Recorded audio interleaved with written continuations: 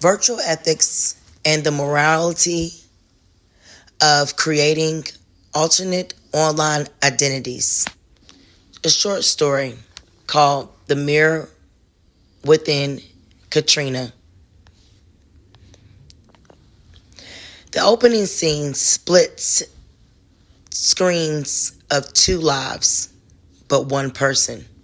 Soft instrumental music plays in the background. The scene splits between Katrina and her online avatar. One on the left, Katrina, an African-American woman in her late 20s, sits in a dim-lit apartment surrounded by sticky notes on her desk that says, "Be bold and dream big." She's working on her computer, sipping from a mug that reads, "The Love Coach." On the right, her vibrant avatar, to be loved 24/7, glows in a virtual world of her world, surrounding by neon-lit skyscrapers and admiring followers. Katrina lived two lives. Now let me tell you the real. In the real world, she felt invisible. She felt invisible. She's a quiet soul trying to find a place, as this has been us one time in our lives. Many of us can relate with social media now at its all-time high.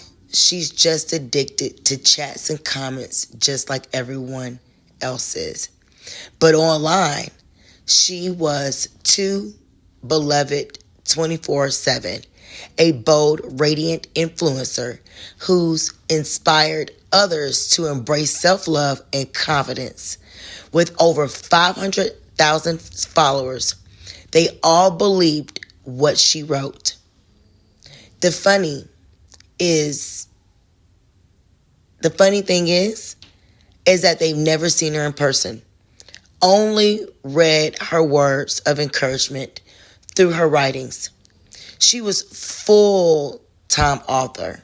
Like literally, you guys, she was a full-time author who was inspired by love and business and couples and how couples can balance the two, until she came across an email that read from a guy who followed her work online. Cut to Katrina's virtual world now. In a dazzling virtual room platform, Katrina, as too beloved 24/7, laughs and chats with her community. Her avatar's name, blue check, aura, and confident body, language, and energy. A message pops up from Dawn, another African-American user with a cool yet handsome avatar. Dawn's voice plays over the scene. Dawn. Too beloved 24/7. You've changed my life. Your words made me feel like I mattered, like I belonged, and that the world needs my creativity. I started my business because of you. I love to meet you in person someday, and perhaps we could have a chat and coffee sometime. Oh my God. Cut to Katrina's real world. Katrina sits in her living room, holding her phone, and rereading Dawn's message like 18 times, and shatters. She bites her lip nervously, her fingers wanting to reply, but her thumb over the reply button couldn't even tap. The music shifts to a heavy mix and her feelings through the roof. A mirror on the wall reflects her unsure expression. Y'all, Katrina is torn. Would meeting Dawn in person shatter the image he had for her? Could she seek risking showing him her true self? Yes and no. Keep listening. It gets juicier. Katrina gets up and looks at herself in the mirror. She practiced introducing herself softly. Hi, Dawn. I'm Katrina. I'm too beloved 24/7. We've been talking for over a year now, and you've always seemed to like my posts. The other day, I read you wanted to grab a cup of coffee and chat about how well your business is doing. So I'm taking you up for it. Hi, Dawn. It's Katrina. I'm too beloved 24/7, and we've been talking for over a year now. Hey, Dawn. I'm Katrina. She grabs her. She takes a deep breath and she grabs her shades, her purse, and her coat. And out the door she went, rehearsing how she was going to meet up with Dawn. As she pulls up at the cafe, there in French Toast Cobbler Cafe in Atlanta, and the warm light hits her face, Dawn sits at a table looking at Katrina, looking up as Katrina enters nervously.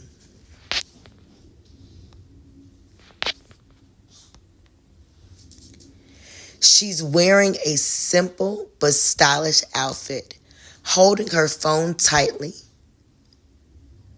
while Dawn is sketching his outlines.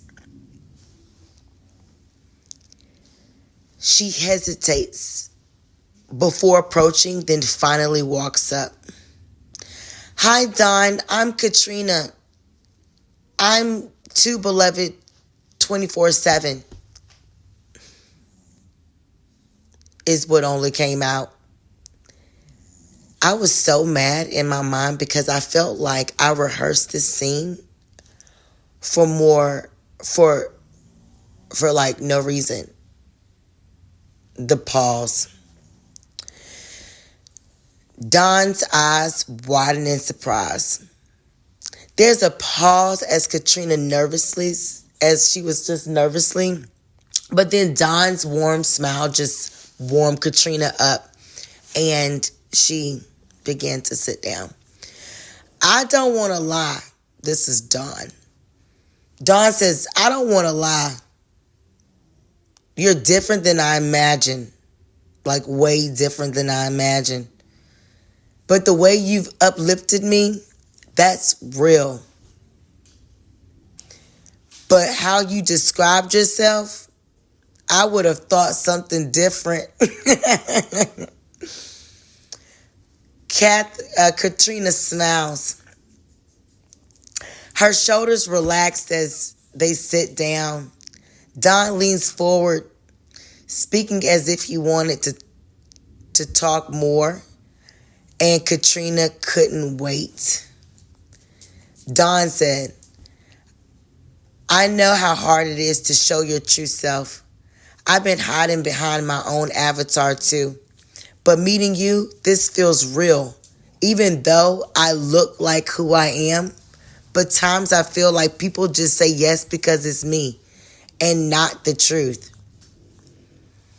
A message in the reflection cuts to Katrina and Dawn, both laughing and taking and talking.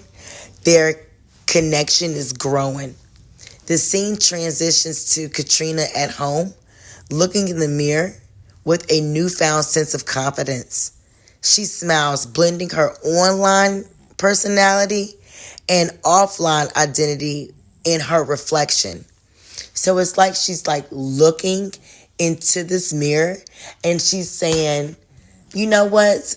I am both.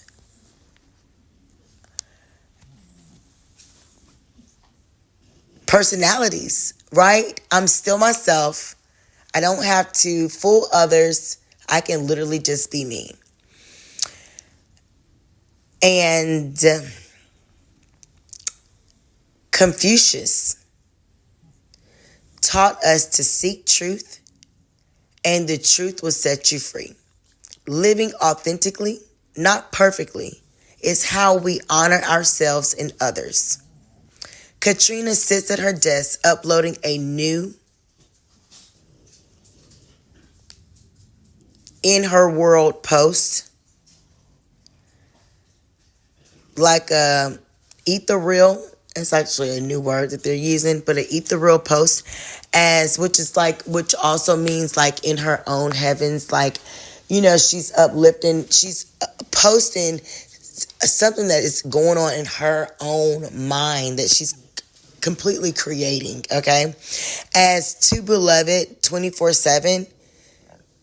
However, the scene now shows her real life photo attached with the caption, "Be loved, be you." The closing scene is a call to action. The final shot of Katrina walking outside with her head held high.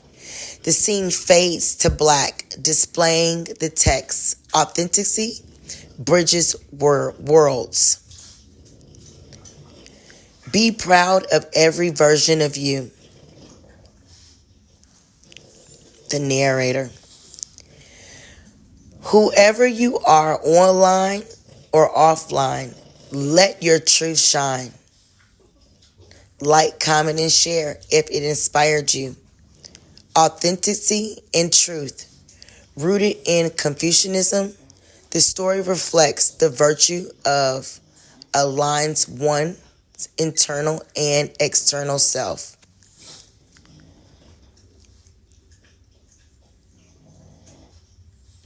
Ethical theory. The video underscores the principle of respect for others by being honest about identity, fostering trust and deeper connection. Like as we spoke about in class the other day when we were brainstorming about honesty and integrity of your own moral character within self, right? And also the empowerment through vulnerability. And by embracing her true self, Katrina shows the courage to connect meaningfully and inspire others by still being who she is. So I hope that this inspired you guys of being your true self. And remember, there's not two Katrinas. There's only one.